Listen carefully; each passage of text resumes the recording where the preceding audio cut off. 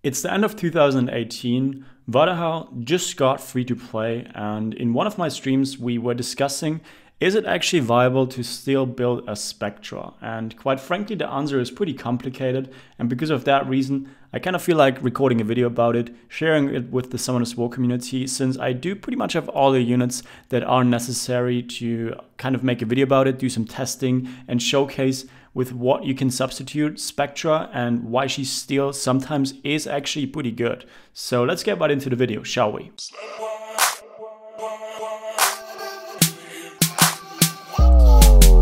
I think I want to start off with Dragons B10 because I feel like that was one of the main reasons why people in the first place started thinking about building a Spectra. And as you guys can see on the top left with the Spectra comp and on the bottom right with the TOAH comp, I decided to do a little bit of a side-by-side comparison with very similar team compositions, but you're gonna see it at the end of the video. The times actually fluctuate by quite a bit just by swapping out one unit. So I want to talk about that later on, but the too long didn't read version is that TOAH, it lowers the stat requirements of your entire team by quite a bit. It's actually really strong. I mean, if you think about it, the passive and the additional attack bar that he gives to your entire team, it's actually really efficient for dragons. More turns equals more opportunities to cleanse, which ups the success rate of your team by quite a bit. I mean, if you're running a Veramos, but also just any sort of cleansers, more turns equals a really high success rate, even though it might take a little bit longer. While Spectra, on the other hand, I mean, there is like no way around having a Spectra do a little bit of damage, especially with that really strong skill 2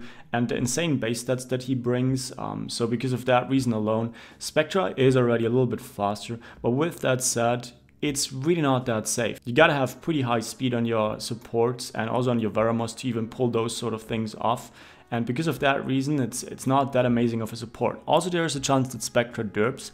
I mean, that can also happen to TOAH with the second skill. You really don't want him to utilize that because that pretty much halves the usability of him. But just keep in mind that even if he only buffs the attack bar of your team by 20%, that's still a lot more versatility than, let's say, Spectra using skill 1 on the first turn of the boss fight. So because of that reason, TOAH, even if he derps, he's just way more consistent. As you guys can see, the Spectra run is nearly coming to a close, and I did do some other runs off screen as well, about 10 each.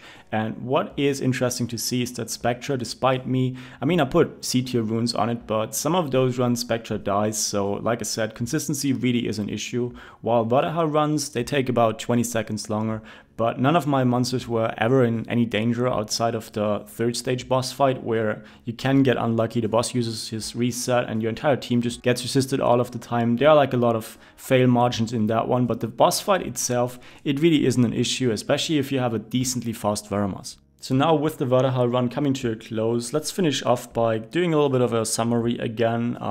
I think that TOAH is way better when you are really desperate about going into Dragons B10, and I'm sure that most of you guys really want to get those juicy Violent runes.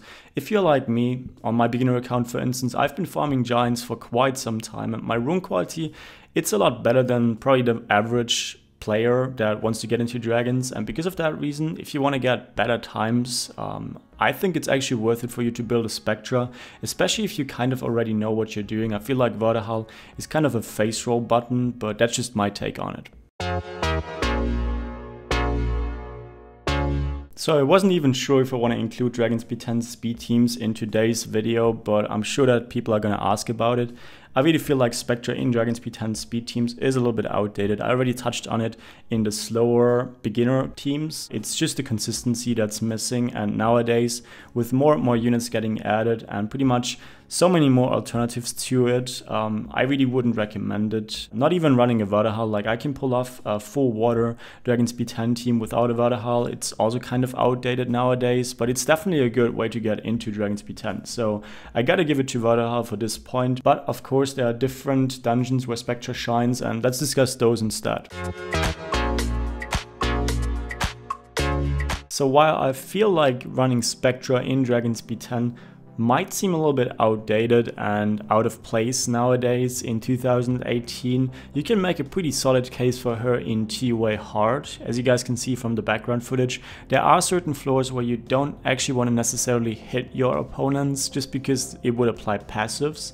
And specifically for those situations, combined with the fact that her base stats are pretty insane, that actually makes her a pretty valid candidate, especially because it's a 3-star, rather easy to obtain. But there is one alternative that just recently became free to play that I want to discuss with you guys, and it's gonna be Lupinus. I mean, in theory, there was already a Hall of Heroes about, I'm not sure, actually half a year ago, something like that. But now she also has become a fusible unit, and because of that reason, I kind of want to discuss her.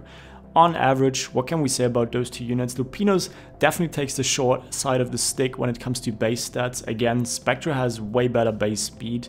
Lupinus doesn't awaken into accuracy or anything of that nature, and because of that reason, I gotta give it to Spectra. But again, when it comes to consistency, especially when you're auto, Lupinus provides so much more, especially with that silence, helping you out quite a lot when it comes to certain boss stages where, let's say, you don't want to get hit by bombs, or you want to kind of make sure that the boss doesn't heal himself. Things of that nature, that's where silence really excels at. So the last time I reviewed Lupinus, Labyrinth was actually not in the game yet, and we pretty much had to decide between having a 4-star that was sort of free to play and kind of required you to have skill ups on her, versus a Spectra, which pretty much did the same thing. But now with Labyrinth, and especially the cooldown upstage being in the game, I don't know about you guys, but my guild, that's pretty much the only stage that people just can't seem to clear, and Lupinus is definitely one of those units that helps you out quite a bit alongside with Lapis. As you guys can see in the background footage, that's the comp that I'm running. It's not that insane, but pretty much it all revolves around having very high impact skill ones. And Labyrinth was actually the main reason why I started building one, and as you guys can see, that's pretty much my verdict when it comes to today's video. I really don't think that Spectra is too endgame friendly. Bottom line is that she transformed from this jack of all trades unit to kind of a niche pick that you can definitely make work, but is definitely not that strong anymore in late game.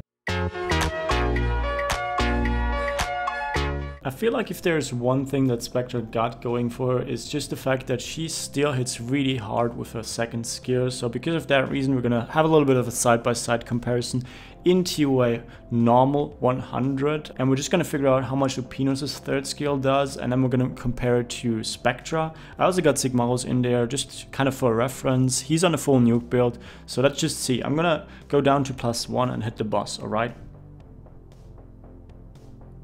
So that was roughly 15k. Now we're gonna use Sigmaros' Ice Volcano. I just hope it crits, but let's see that. That was 36k, but like I said, it's full damage. And now let's go for Spectra. I'm actually not 100% certain anymore. I haven't used her in ages, so I'm actually really curious. Yeah, as you guys can see, she does even more damage than Sigmaros, and that kind of gives you guys an idea of the pros and cons of running a Spectra. I just kind of wanted to make a video highlighting that. So I wasn't even sure if I wanted to record rune recommendations for today's video, but I gotta get the video to 10 minutes, and I do feel like kind of elaborating a little bit more on the findings that I hit you guys with. So like I said, Spectra, it's pretty easy to rune in my opinion. Her base stats are pretty insane, and also the damage that she dishes out. When it comes to which sort of stats you're looking for, it's basically just speed, crit rate, crit damage, and accuracy. So because of that reason, the rune build that I would recommend is definitely going to be Swift Blade. There is like no penalty to having a Spectra be like as fast as possible, outside of having her in, like, let's say a speed dragons team where you kind of want to have Galleon, for instance, move first. But outside of that, just give her as much speed as possible with slot 2 speed, slot 4 crit damage. That's pretty obvious. I mean, if you're really bad and if you don't know how to rune one, and if you can't get like 70% crit rate on her when you run slot 4 crit damage, I don't actually think that you should be building a Spectra in the first place. But like I said, get as much crit rate as possible on her. And for slot 6, I actually don't really think that that's such a huge thing. Like, the opponents where you want to utilize Spectra at, they do have a ton of HP, so running, let's say, attack percentage or HP percentage really doesn't make such a huge deal out of it. Like, as you guys can see, I ran HP percentage and I still hit for close to 50k on the TOA boss, so it's really not such a huge issue. I would recommend running HP percentage, but that's just my take on it. All in all, I'm not the biggest fan of Spectra in endgame, but I would still recommend building one for early game. If you seem to have trouble with TOA in certain floors, she's still really insane, and I really feel like Lupinus only outclasses her once you reach the point where you want to get into Labyrinths, once you reach the point where you want to clear all stages of Labyrinths, where your guildies like sort of don't want to do that one cooldown up stage that nobody actually seems to like to do. I've been in like 3 guilds so far in all of my alts, and that seems to be the only stage that people don't like to clear, so Lupinus really helps out for that. But other than that, I still feel like Spectra is a really solid option to pick. So that's that. I hope you guys enjoyed my research today. If you did, make sure to leave a like. If you want to help me out a little bit more, I do also stream, so definitely follow my Twitch as well. It's twitch.tv/realsampletext. And until then, see you guys in my next video. Bye!